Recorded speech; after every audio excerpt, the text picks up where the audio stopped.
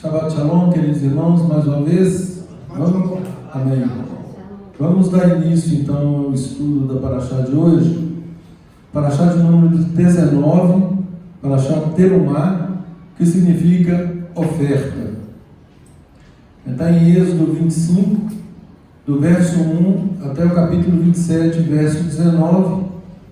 Temos referência nos profetas, em 1 Reis, no capítulo 5, verso 12, capítulo 6, verso 13, em Atos dos Apóstolos 7,44, em Mateus 5,33 também, Mateus 5,33 e 37.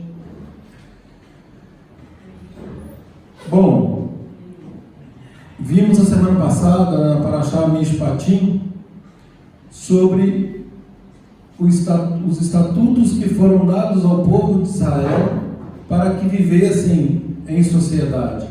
A despeito do que ocorria nas nações circunvizinhas, o povo de Israel recebeu a santa instrução do Eterno, santa, boa e justa instrução do Eterno. Então, na Parashá Mishpatim, nós vimos aquelas leis, aqueles estatutos que regem a nossa relação social, entre os irmãos, como agir em sociedade. Então, hoje, na Parashá Terumá, uma vez que o povo já tenha recebido instruções de como viver em sociedade, agora Deus vai materializar o relacionamento dele com o povo mediante uma ordem de construção de um tabernáculo, um Mishkan. Então, começando a leitura no capítulo 25 de Êxodo, de Shemot, diz assim: Disse Adonai a Moshe: Fala aos filhos de Israel que me tragam oferta. De todo homem cujo coração o mover para isso, dele recebereis a minha oferta. Esta é a oferta que dele recebereis: ouro e prata e bronze, e estofo azul, e púrpura, e carmesim, e linho fino, e pelos de cabra, peles de carneiro, tintas de vermelho, peles finas e madeira de acácia, azeite para a luz, especiaria para o óleo de unção e para o incenso aromático, pedras de ônix, pedras de engaste, para a estola sacerdotal e para o peitoral. E me farão um santuário para que eu possa habitar no meio deles. Por gentileza, abram versões diferentes e leiam para mim, por favor, apenas o verso 8 do capítulo 25. Segundo tudo o que eu te mostrar, para o modelo do tabernáculo e para o modelo de todos os seus móveis, assim mesmo o fareis. Raquel, por favor, só o verso 8. Só para Eles farão um santuário para mim, e eu residirei entre eles. Isso. Então, na minha versão, e me farão um santuário para que eu possa habitar no meio deles. A Raquel leu para que ele possa habitar entre eles. Alguma versão diferente? A minha da Bíblia já está assim também. Eles devem dirigir para mim um santuário para que eu viva entre eles. Entre eles, viver entre eles. Mais alguma versão? A minha irmã do Senhor.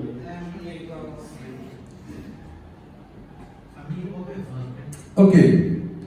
Então, com relação ao tema da Parashá, gente, Terumá, voltemos aqui no verso 2. Fala aos filhos de Israel que me tragam oferta. Ou seja, Moisés deu um comunicado e ele não exigiu uma oferta. Ele transmitiu uma ordem de Deus no sentido de que ofertas fossem trazidas. E olha o que Deus recomendou: de todo homem cujo coração mover para isso. Ou seja, aqui não há espaço para má vontade, aqui não há espaço para nenhum tipo de reserva, É aquele cujo coração estiver movido para isso. Então a pessoa coloca no coração um desejo de ajudar, um desejo de contribuir. Faça, porque Deus colocou esse desejo no coração. Já disse aqui várias vezes, não é? Quando isso vem no nosso coração e nós, de algum modo, nós destinamos aquilo que Deus está propondo, façamos. Porque no mundo espiritual já se cria uma realidade cuja expectativa já é bilateral. É como se alguém estivesse orando por algo e Deus toca no nosso coração para fazer. Então, nos desígnios de Deus, Deus age por meio de alguém, move o coração de alguém para que o faça, e é óbvio que isso atinja o fim que Ele próprio designou. Aqui, terumá é uma oferta alçada, uma oferta com um fim específico, qual seja, construção do tabernáculo. Como foi dito aqui anteriormente, no resumo, Deus é detalhista, Deus é perfeito. Então Ele dá medidas, Ele dá as cores, Ele dá os objetos, ou seja, Ele descreve minuciosamente tudo o que tem que ser utilizado para a consecução do fim a que Ele se propôs. E para não haver erro, Deus mostra o quê? Um modelo. E aí, gente, quando Deus mostra um modelo, Moisés vê aquele modelo, e a palavra diz: vê que faças de acordo com o modelo que te foi mostrado no monte. Faça de acordo. Então, é esse modelo. E esse modelo me remete a um outro modelo, qual seja? Yeshua. Yeshua é o nosso modelo. Ele é o nosso alvo. Nós vamos ver que todas essas coisas do tabernáculo apontam para Yeshua. Tudo isso, a palavra diz lá em Colossenses, em Hebreus, que foram sombras de algo maior que viria. Sombras, não é? Explicar isso para uma criança, eu reputo muito fácil, né? É como olhar uma sombra de uma Ferrari, por exemplo, uma imagem de uma Ferrari. O que é melhor? Uma Ferrari ao vivo e a cores para poder entrar nela e passear com ela? Ou ficar contemplando aquela sombra, aquela imagem? Não é? Então, esse tabernáculo, tudo o que era desenvolvido no tabernáculo era um ato pedagógico de Deus, do Todo-Poderoso, de Adonai, mostrando para o povo de Israel, e agora para nós, a providência dele para suprir o pecado no meio de nós, para que nós fôssemos purificados, justificados. Justificação, eu já disse isso, isso está lá em Romanos. Justificação é um ato unilateral de Deus. É um ato unilateral de Deus. E é um ato único. Ele justifica e pronto, está justificado. Como que a pessoa é justificada? No tabernáculo que ele determina a construção, nesse processo pedagógico maravilhoso, ele descreve os sacrifícios, como que deveriam ser feitos, para pecado A, para pecado B, para pecado C, e aí vem a questão dos animais, tudo em detalhes. Tudo em detalhes. E só me engano, na próxima ou na segunda próxima paraxá, nós estudaremos isso também com mais detalhes. Você já ia falar como a pessoa é justificada ou eu? Isso. Então, a a justificação, como sendo um ato, tem que passar pelo sacrifício. Né? Aqui, como sombras, seria por meio do sacrifício de animais, mas apontando para a realidade de Yeshua. Então, em Yeshua, uma vez reconhecendo o sacrifício dele, entendendo o sacrifício dele, aí sim nós somos justificados. É um ato, como eu disse, um ato unilateral de Deus. Né? A nós cumpre entender o propósito, o sacrifício de Yeshua, aceitarmos esse sacrifício tal qual esse povo aceitava, se dirigir ao templo para fazer um sacrifício. Então, gente, guarda uma similitude. Né? É como se hoje tivesse o templo e que não houvesse ainda Yeshua, e que cada um que pecasse devesse voluntariamente se dirigir a um templo para expiar o seu pecado. Então requeria da pessoa essa disposição, né? Então só era purificado, entre aspas, do pecado aquela pessoa que fosse movida, se dirigia até o templo, fizesse o sacrifício conforme descrito na lei.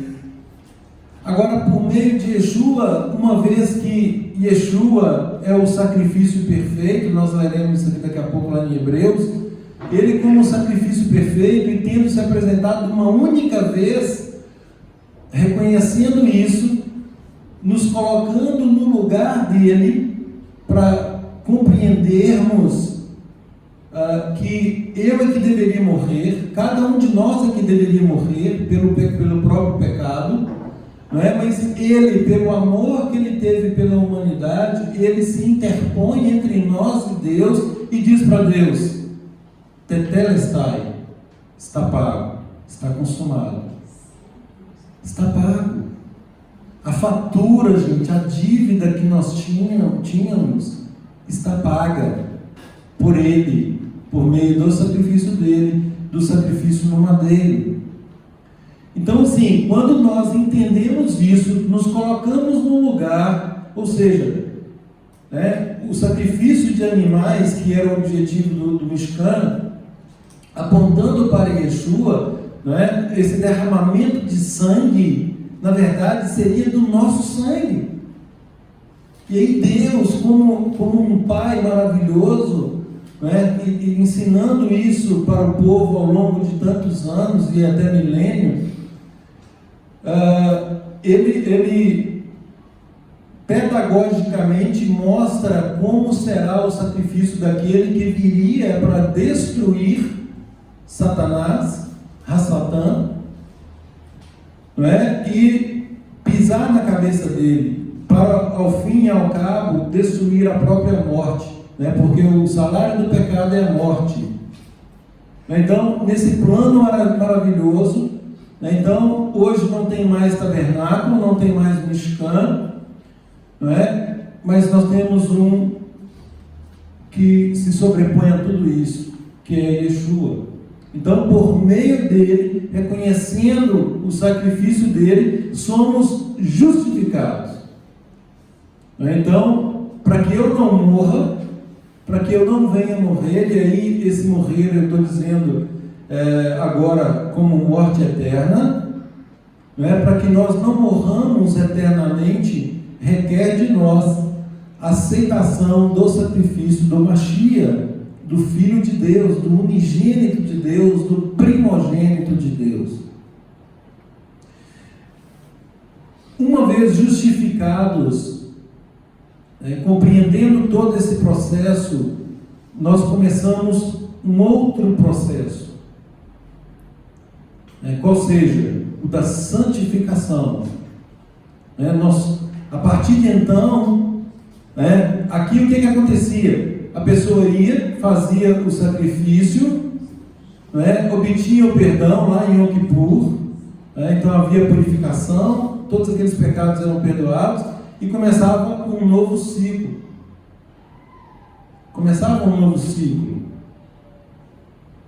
E aí nesse novo ciclo requeria uma vida, a mesma coisa, uma vida de obediência aos padrões de Deus, uma vida de santificação.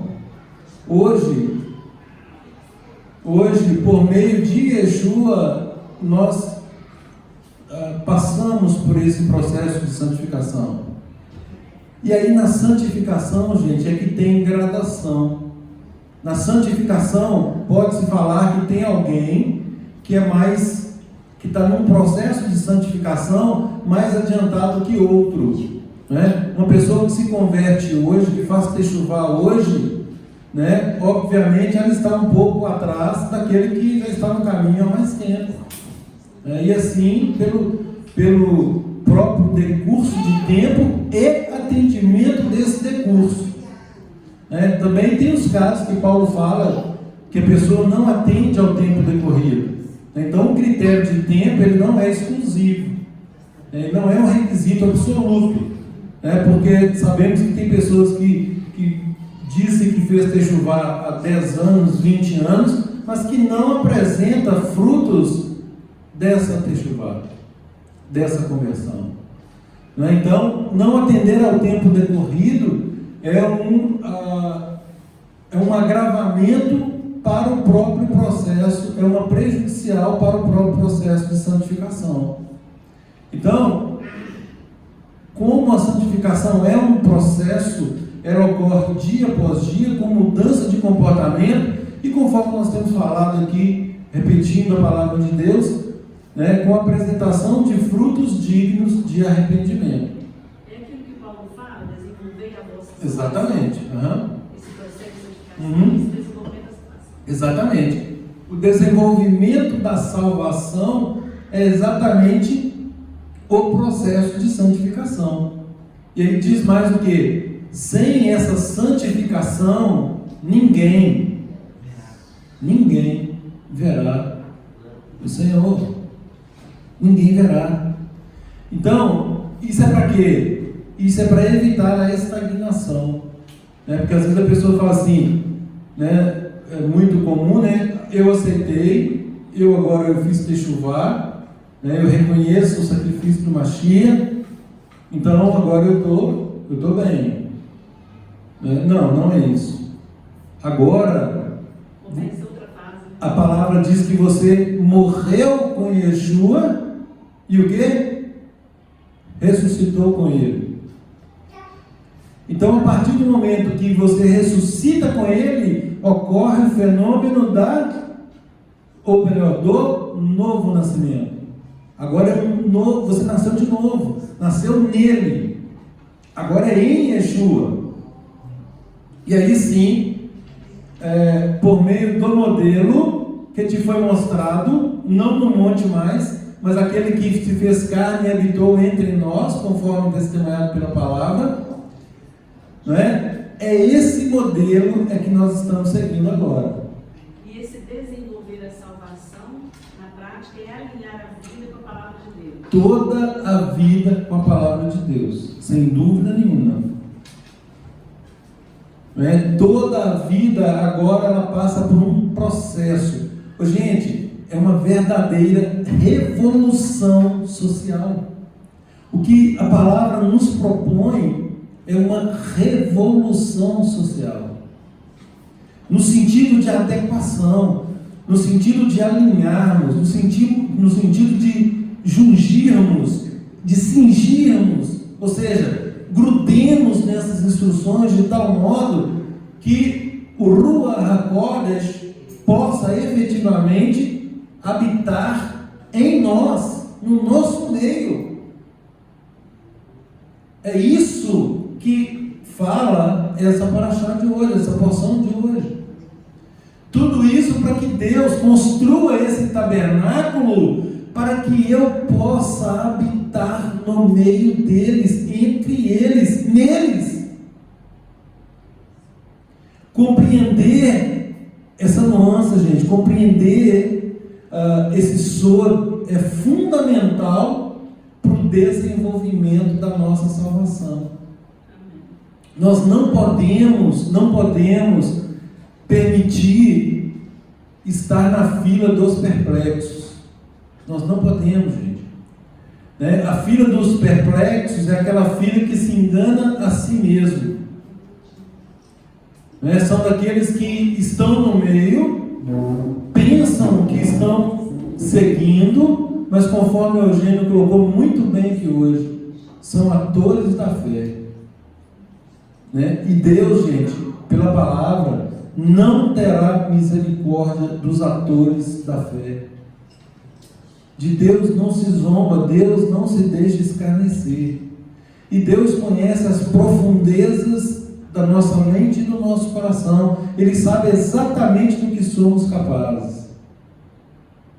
Né? E não é à toa que a palavra diz que nós pecamos por atos, omissões, palavras e pensamentos. Não é à toa. Isso é para mostrar, para nos mostrar a nossa absoluta miserabilidade. Isso é para mostrar que sem Ele, efetivamente, nada podemos fazer. Aquilo que eu já falei aqui em outro estudo, né? Vamos supor que uma mulher grávida ganhasse uma criança hoje, né? Desse à luz uma criança, trouxesse à luz uma criança, e nós pegássemos essa mulher e essa criança, ou melhor, só essa criança, e levássemos para um paraíso. Para um paraíso. E dessemos para ela a melhor condição de vida terrestre possível.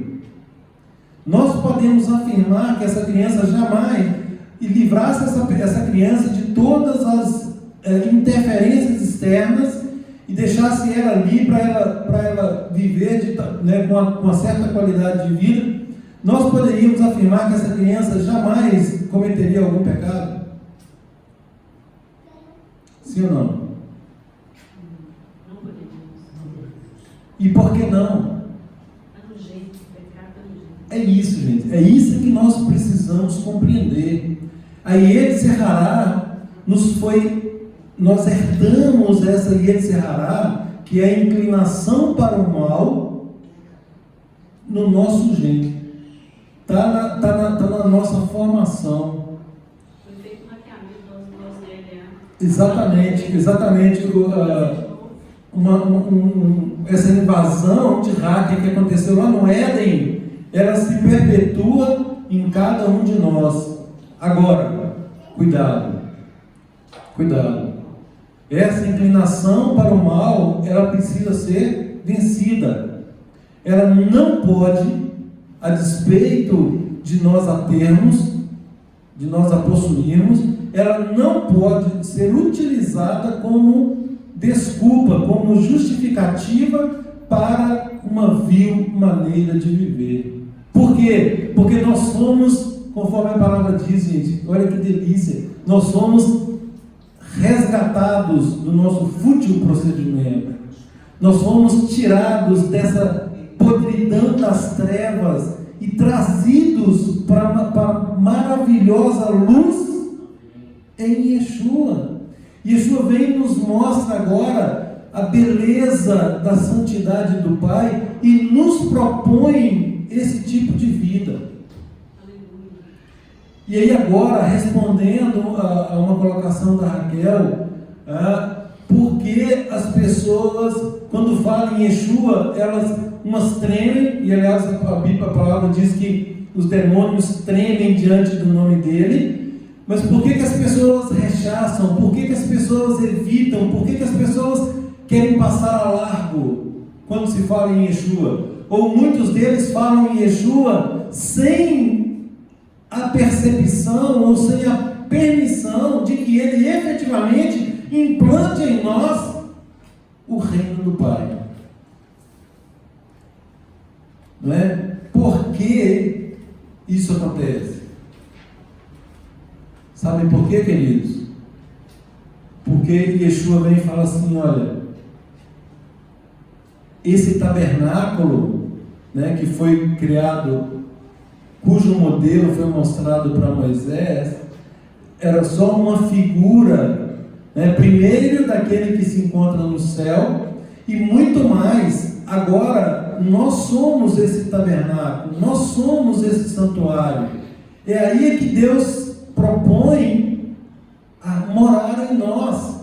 Como? Por meio do seu Ruach HaKodesh. E aí quando Yeshua fala assim, o reino de Deus não vem com visível aparência, ele está dentro de vocês. Por quê? Porque requer agora, gente, um toque ao mesmo tempo sutil e abrupto de Yeshua. Onde? Na nossa vontade. A nossa vontade.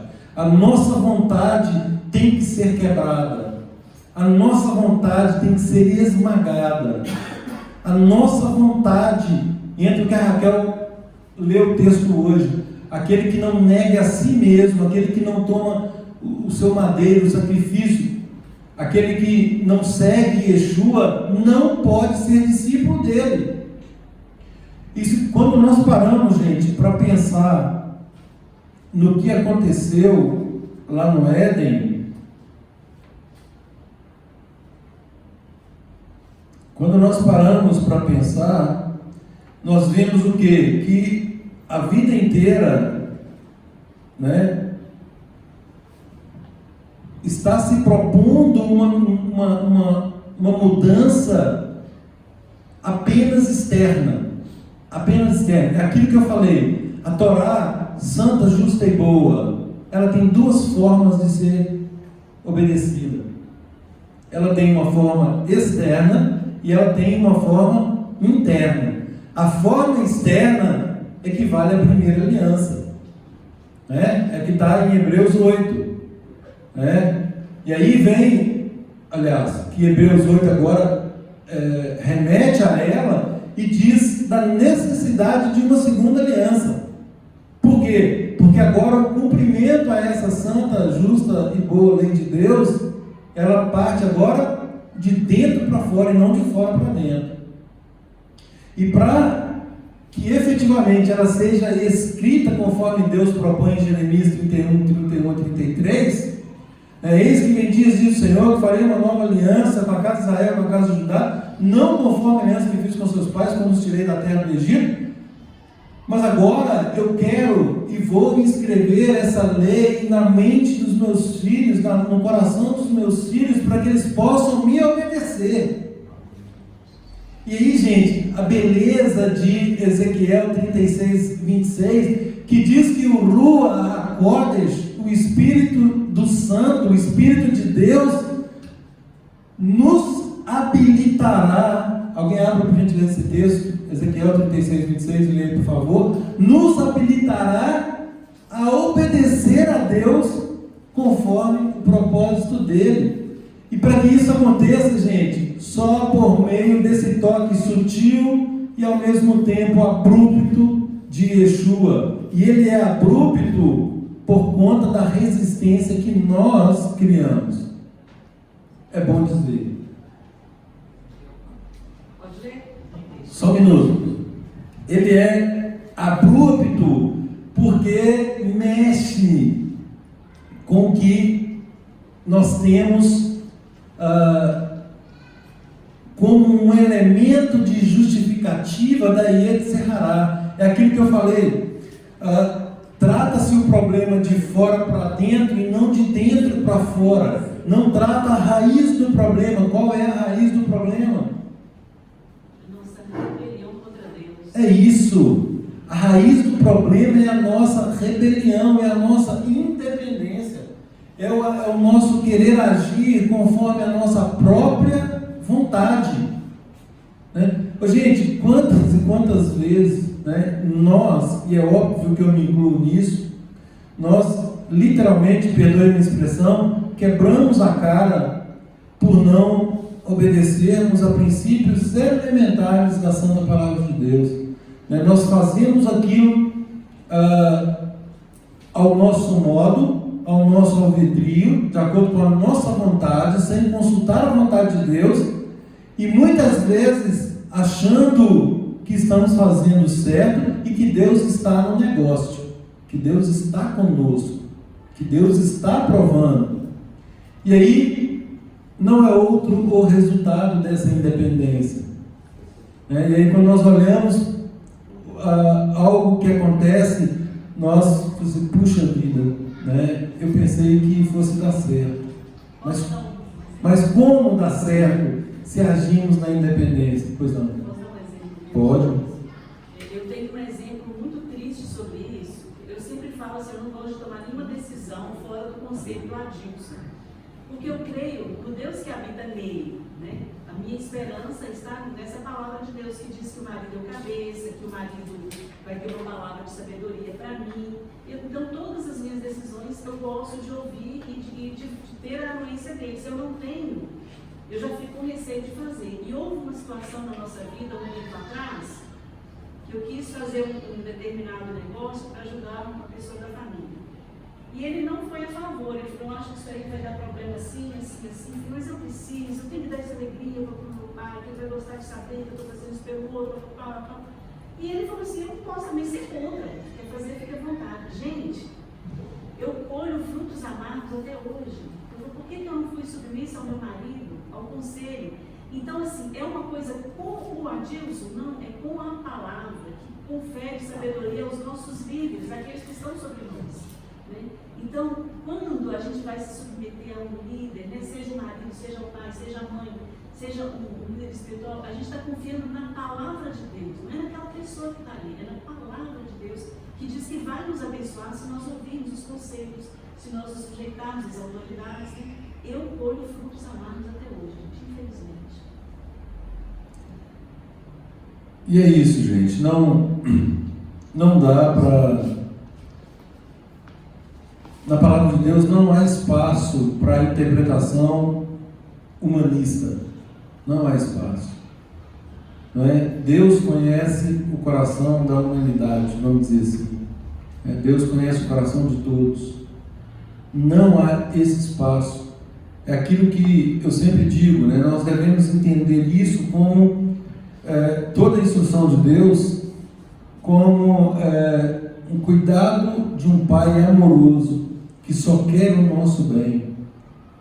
E como assim, com tantas instruções, né, e com tanto amor, né, nós nos recusamos a dar ouvido a esses conselhos?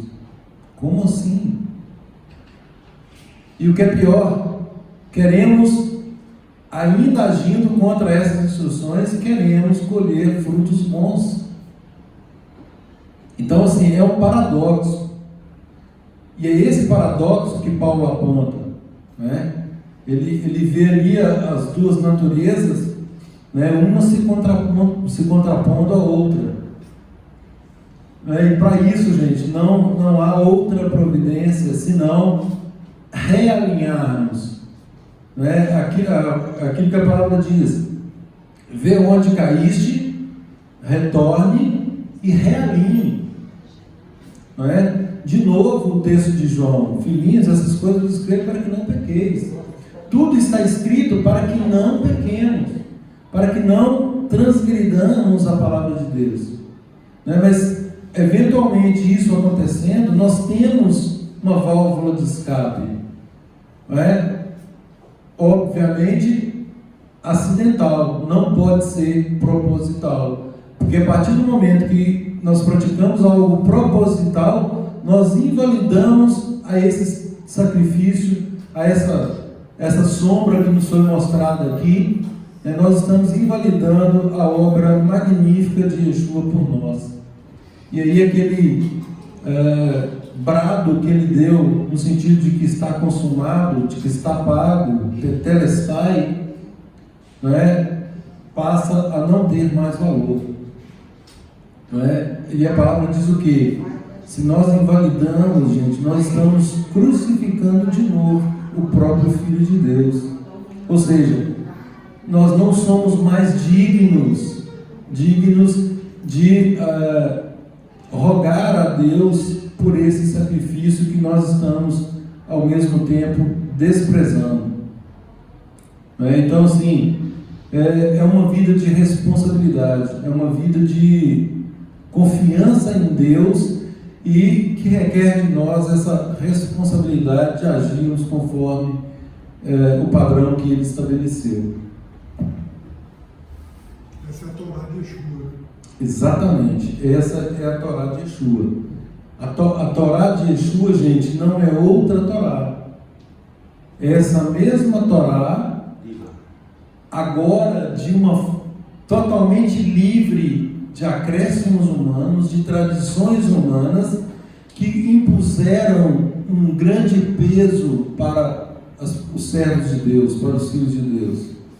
É uma Torá que, como eu disse, ela não é exposta aqui agora, em tábuas de pedra ou em rolos de pergaminho, mas agora ela está, ou seja, não é algo externo, ela agora está o quê? Dentro de nós, conforme cumprimento da profecia de Jeremias 31, e testificada lá em Hebreus 8, a partir do verso 8.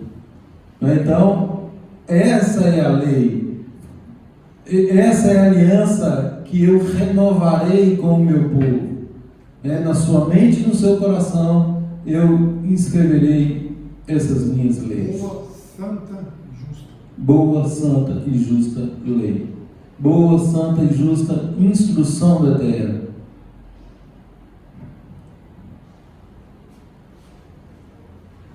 Gente, voltando aqui só um pouquinho com relação ao termo terumá, ao termo oferta, e o Eugênio colocou isso muito bem. Essa oferta que ela é dada, tem um versículo ali, que foi colocado, que diz o quê? Que aquele que contribui deve contribuir com alegria, porque Deus ama aquele que faz isso com alegria. E aqui o significado de terumá, como doação, dom, dádiva, presente, oferta, é marcada pelo atributo da espontaneidade. Espontaneidade é algo que brota mesmo de dentro para fora. Não, eu vou fazer porque o meu coração está livre para fazer. Não é aquela coisa travada. Não é? É como se falássemos assim, gente, nós precisamos de levantar um recurso aqui para uma obra X. E aí, do mesmo modo, só devemos aceitar a oferta de pessoas cujo coração Deus nos mover para isso. E aí a gente perguntou, como que Moisés poderia aferir se a pessoa estava trazendo essa oferta de coração ou não? O próprio texto responde. O próprio texto responde que me tragam oferta todo homem cujo coração mover para isso. Sabe qual que é a cena que eu vejo? Eu vejo uma multidão de pessoas, porque a palavra descreve isso, tanto é que Moisés teve que dar um basta. Onde nós já vimos isso acontecendo? Não, chega, não precisa trazer mais. Então, qual que é a cena que eu vislumbro?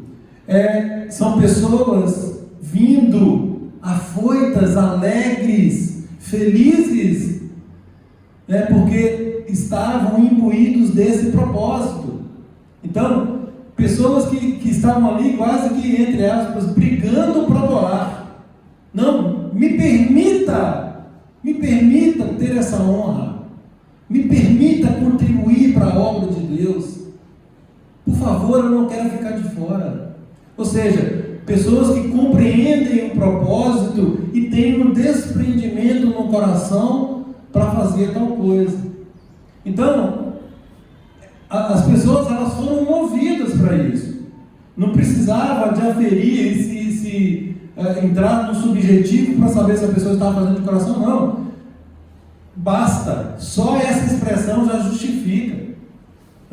Para saber que as pessoas estavam movidas com o coração mesmo para o atingimento do fim a que foi proposta essa terumá.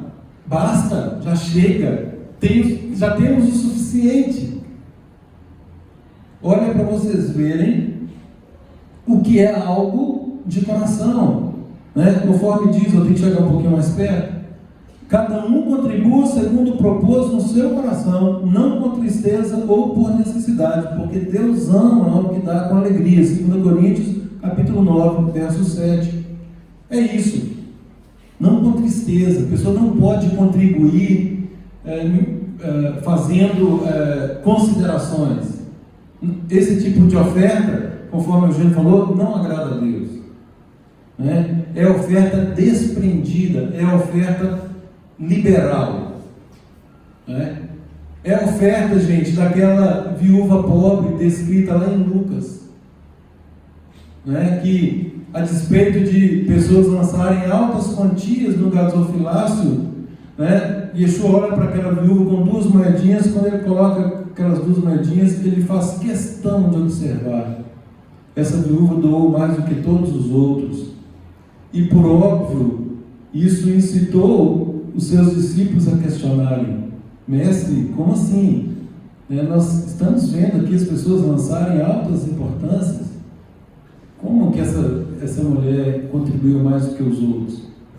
E aí ele responde: porque todos os outros doaram daquilo que lhes sobejava, daquilo que lhes sobrava. Ou seja, né, isso não me traz nenhum comprometimento. Isso está sobrando. Ela não, ela deu tudo que ela tinha. Tudo que ela tinha. É um ato de fé, é um ato de amor, de confiança, né, com Deus. Mostrou o coração generoso dela, mostrou que ela era grata a Deus por algo que Deus estava fazendo ou tinha feito na vida dela, com toda certeza, para abrir mão dos únicos recursos que ela tinha. Agora, hoje, falar disso, né, a gente tem que caminhar sobre ovos, né? Porque tem muitos melindres, e aí vem inúmeras considerações acerca de destinação de ofertas, em dízimos e por aí afora, né? É por isso, gente, que nós temos que trabalhar na transparência com todo o temor de Deus, né? Irmãos que cuidem dessa parte, que assegurem que valores estejam sendo direcionados para os fins aos quais eles foram solicitados, né? Que não haja nenhuma atitude de avareza por parte de ninguém, tampouco de desconfiança. Pois não? Deus, eu estou pensando assim, aquele povo no deserto com essas riquezas todas, a princípio eles não teriam como usar essas riquezas lá, mas e eles podiam doar. Mas por que eles podiam doar assim? Porque Deus estava cuidando deles o tempo todo. Exatamente. Deus estava provendo maná, Deus estava provendo de tal forma eles. Sobrenatural. Sobrando, eles estavam cobertos de bênçãos. Sim. Então, para nós aqui, podemos fazer a mesma coisa quando tivermos essa intimidade com Deus. Deus vai cuidar de nós, não vai faltar nada para a gente. Sem dúvida. Então, essa intimidade, essa transparência nossa de gratidão, de cuidado, é certeza que jamais vai faltar. Exatamente. É um ato de gratidão e fé, né? Confiança de que Ele é quem cuida de nós. Ele é quem cuida. Porque é um ledo engano acharmos que nós produzimos os nossos próprios recursos. Se Deus não nos abençoar, né, se Deus não estiver conosco, nós não produzimos absolutamente nada, não é? Basta uma gripezinha para nos derrubar, basta uma filigrana de alguma tribulação para nos deixar estremecidos e ficarmos assim com relação à nossa confiança em Deus, não é? Deus nos chama, gente, para um relacionamento intenso, é o que o Evandro falou, um relacionamento íntimo com Ele, ao ponto de confiarmos. É o que a Maria Alonso colocou. Existe um princípio. Qual é o princípio? De obediência às autoridades. E não interessa, gente. É autoridade, ponto final. O pai é autoridade sobre o filho, o pai é a cabeça da mulher, Yeshua é a cabeça do homem, Deus é a cabeça de Yeshua. Né? Essa é a hierarquia básica. Agora, Deus institui outras autoridades seculares com fins específicos dele. Não é? E aí, muitas vezes nós ficamos assim, fazendo juízo de valor se nós devemos obedecer ou não. Nós não temos essa opção. Nós só temos a opção de desobedecer, aí sim, né? Se for determinada por alguma autoridade algo que contrarie a santa, boa e justa instrução do Eterno. Aí nós estamos autorizados por Deus a não obedecer. Não é? Exemplifico. Vamos pegar aí no âmbito. É um bom exemplo. Não é? Eles estavam ali, submissos a uma autoridade, estavam dispostos a obedecer essa autoridade, vírgula, desde que não contrariasse uma ordem do Eterno. E aí, quando lhes é determinado que eles deveriam se curvar a uma estátua, isso fere o quê? Fere o mandamento de Deus com relação à idolatria. E aí é a hora de não cumprir. Sinto muito, mas isso eu não vou fazer. Mas tem um preço a se pagar. Bom, e neste caso específico, qual foi? E olhem a confiança desses 3 jovens. E aí nós podemos incluir, inclusive, Daniel, né? Porque Daniel, mais para frente, Daniel estava com eles, naquela mesma circunstância, e Daniel, depois, ele foi também provado na cova dos leões. Não é? Então, assim, qual que era a confiança deles? A confiança é, bom, eu sirvo ao Deus Criador do Universo, ao Deus Todo-Poderoso, ao Deus de Israel. Se Ele quiser me livrar, amém. Ele tem poder para isso. Mas se Ele não me livrar, Ele continua sendo Deus. Amém também. Amém também. Essa é a confiança. Confiança tal que eles entram numa fornalha, né? E a palavra diz que não houve nenhum dano físico, nenhum dano, mas como? Quem se aproximasse, os soldados que se aproximavam, eles se queimavam. Eles entraram, e outra coisa, né? Entraram 3 e viram 4. Como assim? Multiplicou lá dentro, né? Certamente Yeshua foi mandado ali, né? Certamente ele estava lá, né? A mano do Todo-Poderoso, eles se livraram, né, dessa condenação humana, porque optaram de coração livre a obedecerem o padrão, não é? A instrução elementar, que Tiago chama lindamente de lei da liberdade. Não negociaram. Não transigiram, não negociaram. Não é? Eu não abro mão desse padrão. Esse padrão, para mim, ele é um tesouro. É um tesouro incomensurável. Incomensurável. Não há dinheiro no mundo que pague esse tesouro. Então, assim, um belíssimo exemplo. Não é? No âmbito familiar, por exemplo, gente, nós temos aí, Maria Lúcia falou da questão da autoridade do marido, né? Obviamente, vou colocar a minha situação, né? Antes de eu dar qualquer orientação para ela como sendo uma palavra absoluta, né? Eu tenho todo o temor que cabe em mim na hora de fazer. Por exemplo, essa situação que ela mencionou. Era uma situação muito delicada, né? Mas eu vislumbrava um risco muito grande, porque eu lido com essas coisas no meu dia a dia. E eu falei assim, olha, é melhor não nos envolvermos, esse negócio não vai dar certo. Isso não vai dar certo.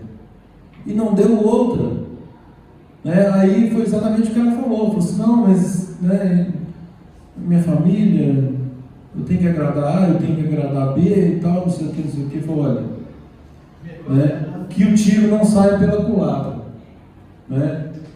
Pode fazer, sem minha anuência, né? Eu não aprovo isso, né? E infelizmente, né, estamos colhendo, pagando juntos pelo ato, até hoje, e ainda vai durar um bom tempo, né? Um simples ato, uma simples aquiescência, uma simples relativização, vamos dizer assim, né? Porque eu poderia ter imposto, poderia, né? Mas não quis fazer. E aí isso me remete muito a Adão, né? Porque Adão poderia não ter dado seguimento ao pecado de Eva, mas ele preferiu também anuir ao pecado dela, né? E aí ambos pagaram juntos. Ambos pagaram juntos. Então, gente, no reino de Deus, né, conforme eu já disse, a questão de ordem, existe uma ordem, inclusive essa foi o tema da Parashá Mishpatim. Eu coloquei a preciosa ordem estabelecida pelo Eterno. Essa ordem não pode ser quebrada, ela não pode ser modificada. Falamos aqui que nem o Yud, nem um códice pode ser alterado na instrução de Deus até que tudo se cumpra. Não é? Nós não temos autorização para isso, nós não podemos flexibilizar, nós não podemos humanizar. Temos que fazer com todo o amor do nosso coração, mas centrados na obediência estrita. Né? O Eugênio tocou nesse ponto também. Obediência estrita ao que está no texto deixado para nós. Obedecer literalmente, obedecer ipsi literis, né? Significa literalmente, né? Sem omitir nenhum detalhe, não é? Porque é o que ele falou, às vezes nós temos um quebra-galho e queremos colocar no meio ali até para nos livrarmos daquilo, né? Tem algo aqui que vai ser até vou fazer até uma limpeza aqui, né? Vou colocar aqui, né? 2 côvados e meio, 3 côvados, eu vou colocar ali, se for 3 côvados, eu coloco 2 côvados em 95. Tem um pedaço aqui que por causa de 0,5 aqui não altera nada, né? Lê do engano. Não foi o que Deus pediu. E aliás, para isso nós temos o exemplo de Abel, né? Caim e Abel, né? Que oferta terumá. E aqui, gente, importa, né? Então, nessa terumá, nessa oferta espontânea de coração, o que Deus viu, né, em um e não viu o outro, é exatamente essa disposição de obedecer e fazer conforme o coração, né? Que um fez dessa forma e o outro optou por agir mecanicamente, vamos dizer assim, mecanicamente. E aí também, gente, importa fazer uma distinção aqui entre oferta e tzedakah.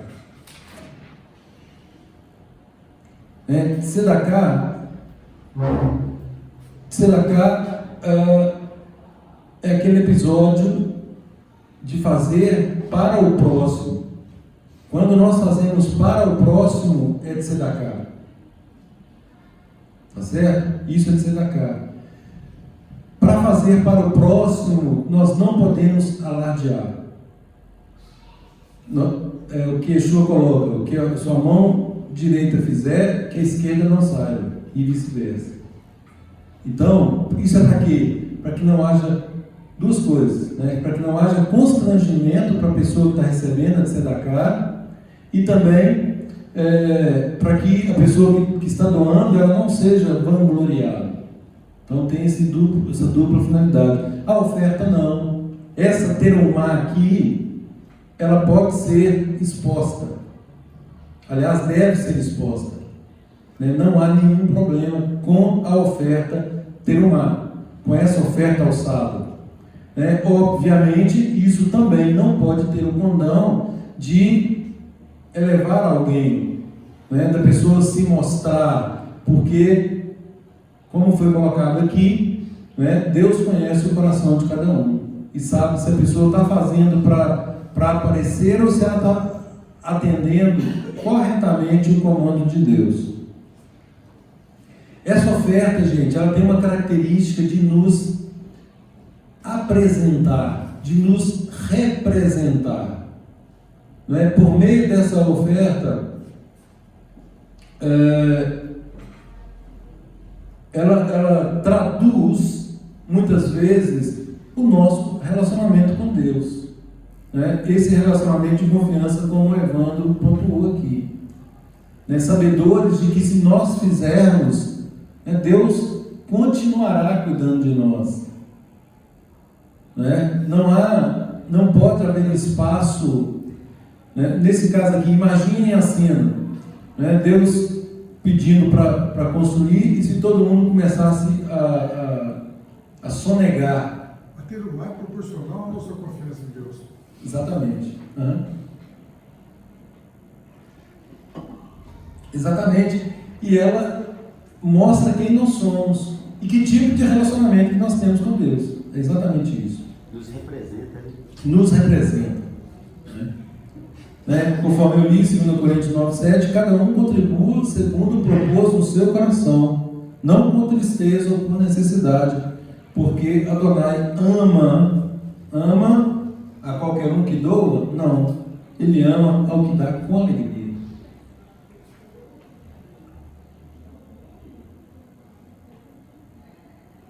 Em 2 Coríntios 6, de 16 a 18, aliás, eu pedi aquela hora para abrir em Ezequiel, alguém abriu? 26. 36, 26. 36, 26. Lê, por favor, Raquel, e depois o Evandro lê na versão dele. Eu lhes darei um coração novo. Olha aí, olha a nova Porei aliança. do seu íntimo um novo espírito. Tirarei do seu corpo o coração de pedra e lhe darei o coração de carne. Prossiga. Porém o meu espírito Isso. no seu íntimo e os farei andar nos meus decretos. E vocês obedecerão e cumprirão minhas decisões judiciais. Gente, o Ruach HaKodesh, ele nos é dado com esse objetivo, para que nós possamos cumprir os estatutos, as ordenanças, os mandamentos de Deus. Sobre essa, Evandro. Ezequiel 36, 26. 26 e 27. Darei a vocês um novo coração e porei um novo espírito dentro de vocês. Tirarei o coração de pedra da carne de vocês e darei a vocês um coração de carne. Porei meu espírito dentro de vocês e os farei viver por minhas leis, respeitar meus mandamentos e obedecer-lhes. Vocês viverão na terra que Deus e seus antepassados, vocês serão meu povo e eu serei o seu Deus. Então, o Ruach HaKodesh, ele nos é dado com um objetivo específico: nos capacitar a obedecer, coisa que externamente não era possível. Não era possível. Não é coisa que externamente vira um checklist e acaba por traduzir em mérito pessoal. Entendeu? E é exatamente o que o sacrifício de Yeshua afasta. Há uma substituição de mérito. Não é mérito nosso, não é mérito de A ou B. O único mérito é do Mashiach, porque foi ele quem foi moído, conforme Isaías 53, para que nós pudéssemos ser justificados, conforme eu já coloquei aqui.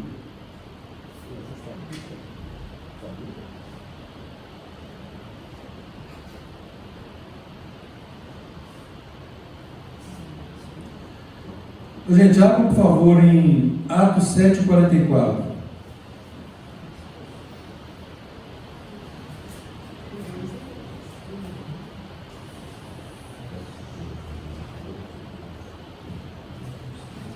Atos 7:44 e também Hebreus 8:5. Um abre em Hebreus, por favor, outro em Atos e vamos ler.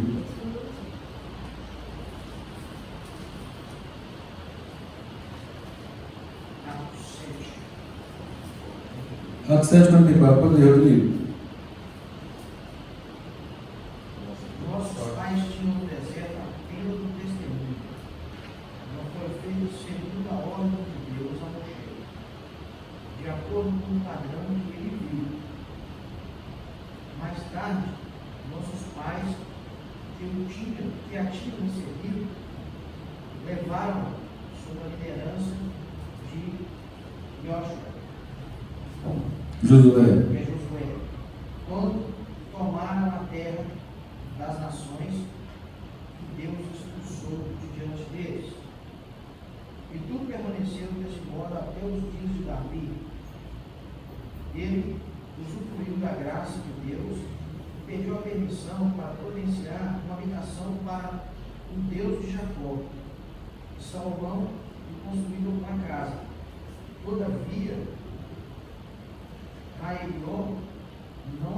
Adonai não habita em lugares feitos por mãos humanas, como diz o profeta. O céu é o meu trono, diz Adonai, e a terra é meu escabelo. Que tipo de casa vocês edificarão para mim? Que tipo de lugar vocês conceberiam para o meu descanso? Não fui eu mesmo que fiz todas as coisas? Povo teimoso, com o coração e ouvidos incircuncisos, vocês se opõem de modo contínuo ao Ruach HaKodesh. Quando os profetas, seus pais, não perseguiram, Qual dos profetas? Seus pais não perseguiram, eles mataram aqueles que disseram de antemão sobre a vinda do Tzadik, Yeshua. de quem agora vocês se tornaram traidores e assassinos. Vocês que receberam a Torá por intermédio de anjos, mas não guardaram. Gente, está vendo aqui? Receberam a Torá por intermédio de anjos e não guardaram. Essa é a análise de fora para dentro. Essa é a análise exterior. Eu vou voltar nesse texto, gente, porque ele é fundamental. Eu prometo que eu já caminho para o fim. Volto no verso 44. Rodrigo, pode acompanhar, por favor. O tabernáculo do testemunho, aqui, gente, é a defesa de Estevão. Defesa de Estevão. Estevão traça uma narrativa coordenada dos fatos, e ele, no verso 44, ele diz: o tabernáculo do testemunho estava entre nossos pais no deserto. Esse aqui que nós lemos que foi construído segundo o modelo que foi mostrado no monte. Olha, como determinar aquele que disse a Moshe que o fizesse segundo o modelo que tinha visto. Então está confirmado. O qual, 45, o qual nossos pais, com Josué, o Yoshua, Yehoshua, tendo-o recebido, o levaram quando tomaram posse das nações que Adonai expulsou da presença deles até os dias de Davi. Por que até os dias de Davi? Porque Davi propôs em seu coração construir o templo para Deus. Este achou graça diante de Adonai e lhe suplicou a faculdade, olha aí, a faculdade de prover morada para o Deus de Jacó. Entretanto, não habita Adonai em casas feitas por mãos humanas, como diz o profeta: o céu é o meu trono e a terra o estrado dos meus pés. Que casa me edificareis, diz Adonai, o qual é o lugar do meu repouso? Não foi porventura a minha mão que fez todas essas coisas? Homens de dura cerviz e incircuncisos de coração e de ouvidos, vós sempre resistis ao Ruach HaKodesh, assim como fizeram vossos pais, vós também o fazeis. Qual dos profetas vossos pais não perseguiram? Ora, eles mataram os que anteriormente anunciavam a vinda do justo, do Tzadik, de Yeshua. do qual vós agora vos tornastes traidores e assassinos. Vós que recebeis a instrução, a Torá, por ministério de anjos, e não a guardastes. E não a guardastes. Homens de dura cerviz e incircuncisos de coração e de ouvidos. O que é incircuncisão de coração, gente? Incircuncisão de coração é não permitir a intervenção de Deus na nossa vida. É aquele toque sutil que eu me referi. Não aceitar a aliança. Não aceitar o governo de Deus. Não aceitar que essa segunda aliança, a renovação dela, com a inscrição dessa instrução no coração, seja feita. Por quê? Porque contraria a nossa Yetzirah, contraria a nossa natureza humana, contraria o nosso eu. Por quê? Porque o nosso eu ainda governa. Aquele que não permite, aquele que é incircunciso de coração, ele está dizendo para Deus: eu governo a minha vida. Eu governo a minha vida. Para que ele seja circuncidado de coração, por isso é que Paulo coloca a supremacia da circuncisão de coração sobre a física. Por quê? Porque requer um ato de vontade. A circuncisão de coração requer um despojamento do eu para que o governo de Deus seja instaurado. Então tem que retirar esse bloqueio, esse algo que nos impede, essa vontade nossa que é tão forte, ela tem que ser retirada. E é disso que nós precisamos nos arrepender. Quando fala de arrependimento, é exatamente dessa vontade, de estarmos no centro da nossa vida, de não permitir a ingerência de Deus, o governo de Deus sobre nós. É Deus dizendo para o pai: pai, discipline o seu filho enquanto há esperança. Discipline o seu filho enquanto há esperança, porque vai passar o tempo e vai chegar um momento que ele vai cair na categoria aqui de dura cerviz, ele vai ficar incorrigível. Pai, discipline o seu filho, livra a alma dele do inferno, da perdição. Ou seja, mantenha o seu filho no caminho certo. E aí o pai frouxo, a mãe frouxa, não atende ao comando divino e paga um alto preço, é envergonhada, conforme diz a palavra, que o filho rebelde, ele vem envergonhar o seu pai, vem envergonhar a sua mãe.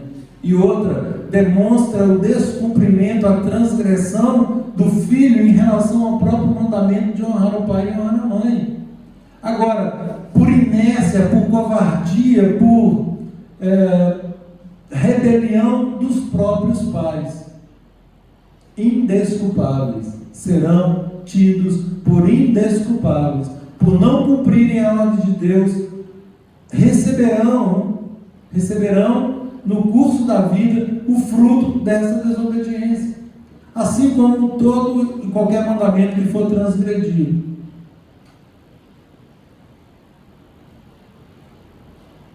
Então esse é um exemplo mais trivial e simples para nos mostrar o que a nossa independência, o que não permitir essa circuncisão do coração pode fazer conosco. E vale, como já disse, para todas as áreas da nossa vida.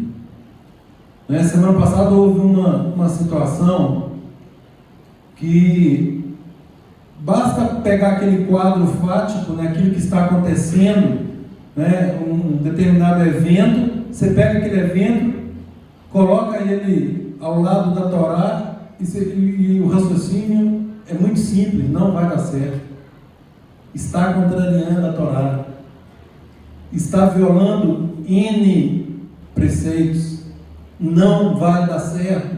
E aí o meu lado humano fica assim: Senhor, tenha misericórdia, por favor, Senhor, faça com que dê certo.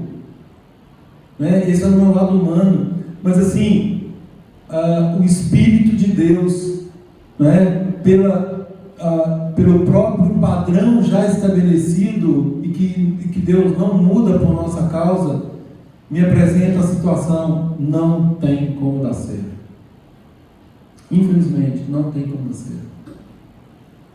É por isso, gente, que nós não temos autorização para mudar nem um Yud, nem um Kodesh. Né? Nós não podemos flexibilizar, ainda que seja para benefício próprio ou de um parente nosso.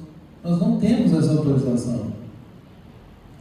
Não é? É o que Yeshua disse. A palavra é sim, sim, não, não. O que passar disso não é da Torá. O que passar disso é do maligno. É do maligno. Gente, outro texto, Hebreus, por favor, eu caminho para o final. 8:5. Não, agora é Hebreus. Hebreus 8. Deixa eu ler a minha versão aqui, só para ficar mais rápido. 8:5, a partir do verso 5. 4, a partir do 4. Ora, se ele estivesse na terra, falando de Yeshua, se Yeshua estivesse na terra, nem mesmo um sacerdote ele seria. Por que ele não seria sacerdote? Vamos, gente. Porque ele não era da tribo de Levi, ele não era um levita. Então, se Yeshua estivesse na terra, pela ordem dos levitas, ele não poderia ser sacerdote. Visto existirem aqueles que oferecem dons segundo a lei, segundo a instrução, segundo a Torá, que são os levitas.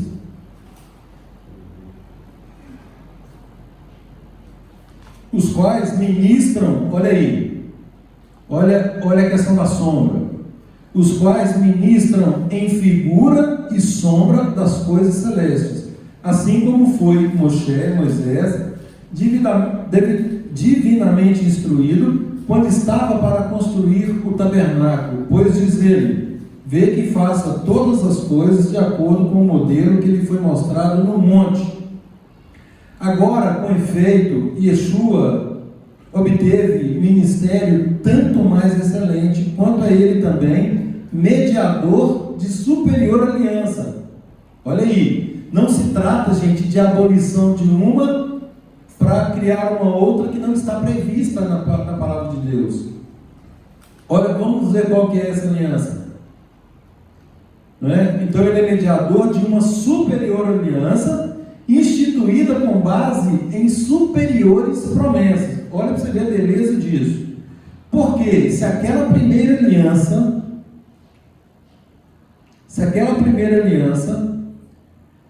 tivesse sido sem defeito, de maneira alguma estaria sendo buscado lugar para uma segunda. Ou seja, se eles tivessem conseguido obedecer tal qual foi determinado, não precisava de mudar a aliança. Não é? Mas eles desobedeceram, caíram lá no pecado do bezerro de ouro. Vamos lá. Verso 8. E de fato, repreendendo-os, diz, eis aí vem dias, diz Adonai, e firmarei uma nova aliança com a casa de Israel e com a casa de Judá. Com a casa de Israel e com a casa de Judá. Não há aliança com gentios aqui. Isso, gente, é a base da Techuvá. Sem isso, sem esse ponto, ninguém faz Techuvá. Não adianta levantar a mão e falar assim, eu aceito Yeshua, mas eu rejeito Israel, eu rejeito o culto, eu rejeito as promessas, eu rejeito as alianças, eu rejeito o Mashiach. Não quer ser enxertado. Exato. Então, a nova aliança ela é feita com a casa de Israel e com a casa de Judá. E aí, qual a pergunta que se nos vem à mente muito rápida? Opa, e os gentios, onde que estão aqui?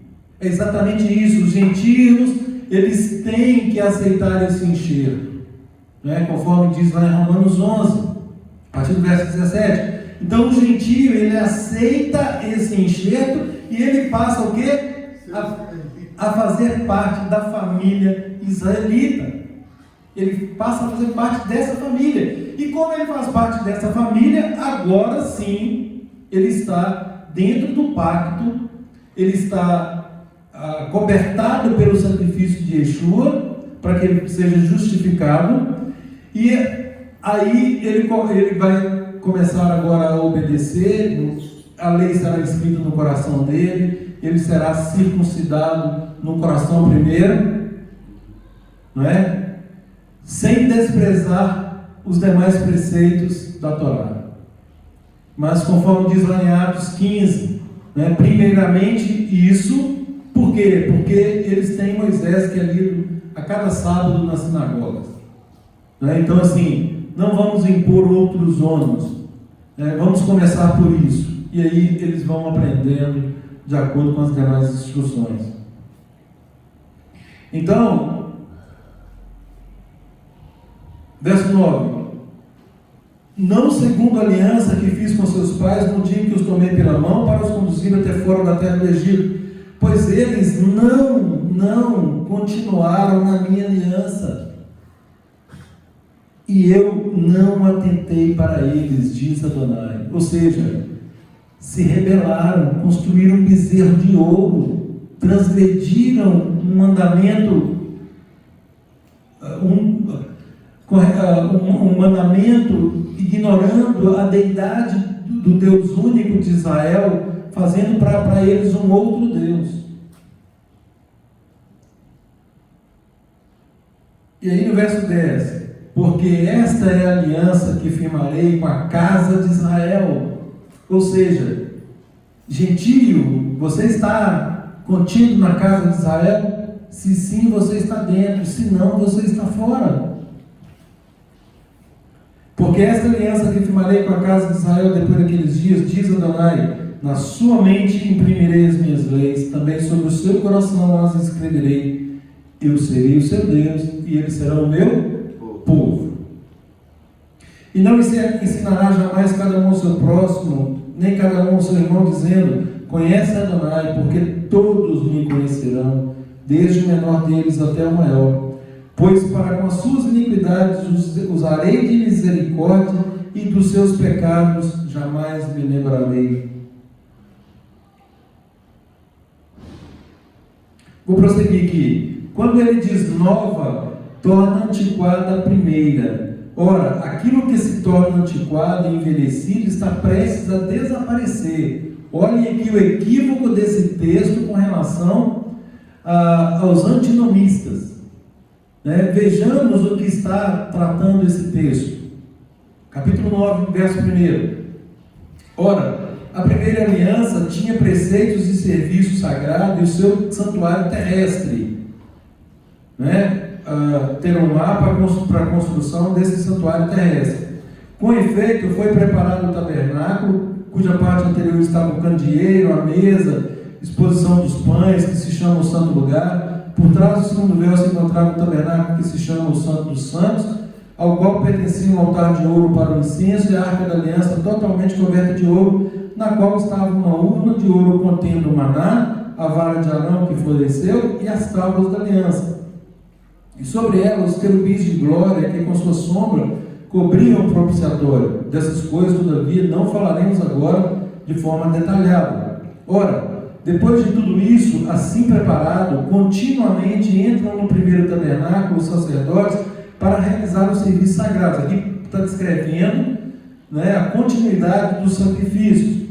Mas no segundo, o sumo sacerdote, ou seja, lá no Santo dos Santos, ele sozinho, uma vez por ano, não sem sangue, que oferece por si pelos pecados de ignorância do povo, querendo com isso dar a entender o Ruach HaKodesh, que ainda o caminho do santo lugar não se manifestou, enquanto o primeiro tabernáculo continuava erguido. É isto uma parábola para a época presente, e segundo esta se oferecem tanto dons como sacrifícios, embora esses, no tocante à consciência, sejam ineficazes para aperfeiçoar aquele que presta culto, os quais não passam de ordenanças da carne, baseadas somente em comidas, bebidas e diversas abluções. Abluções, gente, regras de higiene, de lavação de mãos, impostos até o tempo oportuno da reforma. Então, quando fala de algo que estava prestes a desaparecer, está dizendo das coisas referentes ao sacrifício terrestre. Agora, olha para vocês verem, verso 11.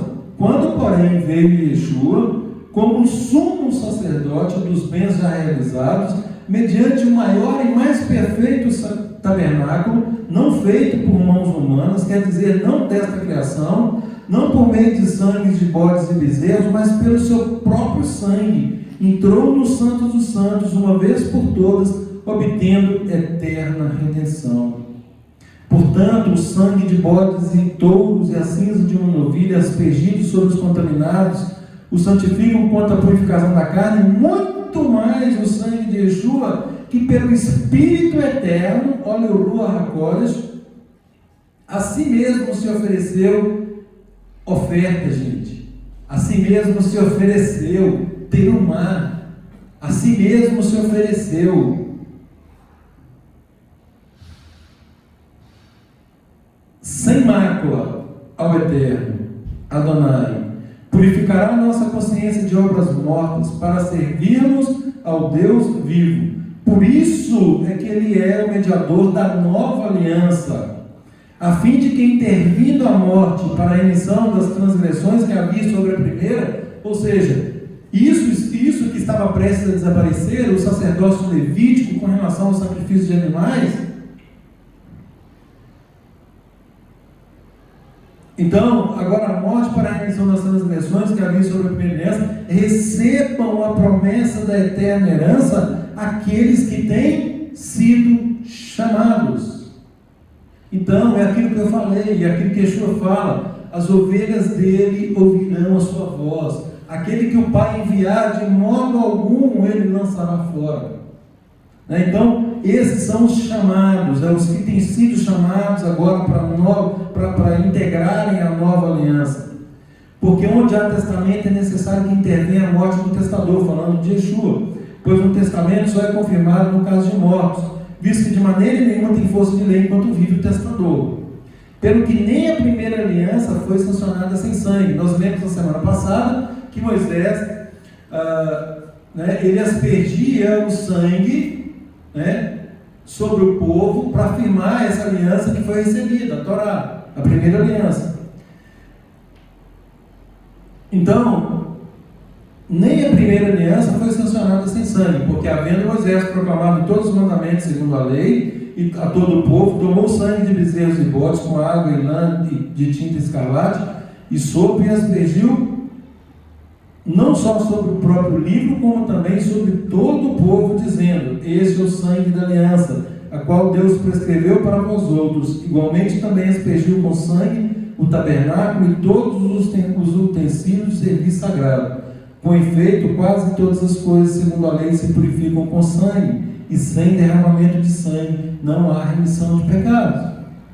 Era necessário, portanto, que as figuras, olha aí as sombras, as figuras das coisas que se acham no céu se purificassem com tais sacrifícios, mas as próprias coisas celestiais com sacrifícios a eles superiores, porque Yeshua não entrou em santuário feito por mãos, figura do verdadeiro, porém no mesmo céu, para comparecer agora por nós diante de Deus, nem ainda para se oferecer a si mesmo muitas vezes, como sumo sacerdote, entra cada ano no Santo dos Santos com sangue alheio. Ora, neste caso seria necessário que ele tivesse sofrido muitas vezes desde a fundação do mundo. Agora, porém, ao se cumprirem os tempos, se manifestou uma vez por todas, para aniquilar pelo sacrifício de si mesmo o pecado, e assim como aos homens está ordenado morrer uma só vez, depois disso vindo o juízo, assim também Yeshua, tendo se oferecido uma vez para sempre, para tirar os pecados de muitos,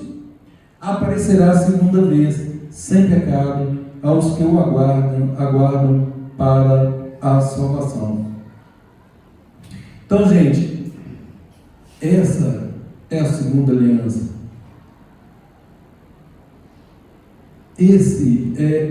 Essa é a Brit Hadashah, o novo pacto, o novo testamento. Não é? A oferta de Yeshua por cada um de nós.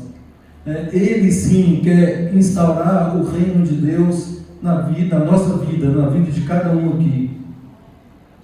E nós só conseguiremos cumprir os mandamentos de Deus, se nós tivermos este coração, né, um coração circuncidado, né, retirarmos, permitir que seja retirado do nosso coração todo tipo de pecado, todo tipo de cultura romana recebida anteriormente, que nos impedia de enxergarmos na totalidade esse plano maravilhoso do Eterno.